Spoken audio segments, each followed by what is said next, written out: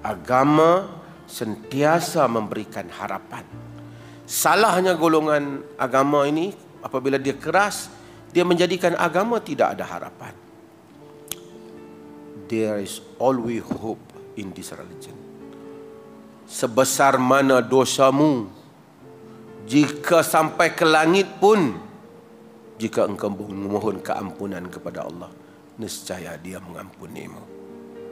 Tetapi adalah satu kebodohan apabila engkau tenggelam di dalam dosa, sehingga tiba-tiba sampai saat kematianmu, engkau mati dalam keadaan sebagai pendosa.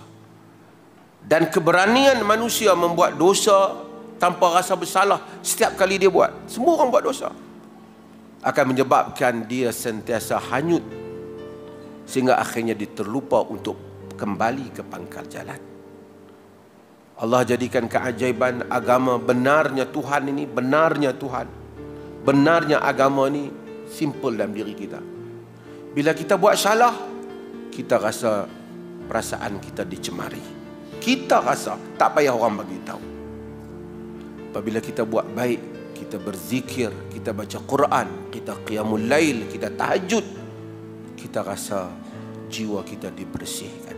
Lagi banyak zikir kita, lagi banyak istighfar kita, lagi banyak la haula wala quwata illa billah, lagi banyak kita baca, kita akan rasa keajaiban perasaan dalaman diri yang tak dapat dipahami melainkan oleh orang-orang yang mengamalkannya.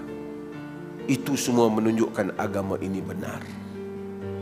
Sangat hairan apabila orang pergi ke gunung, pergi cari orang tu, pergi cari orang ni, kerana nak mendapatkan ketenangan jiwa.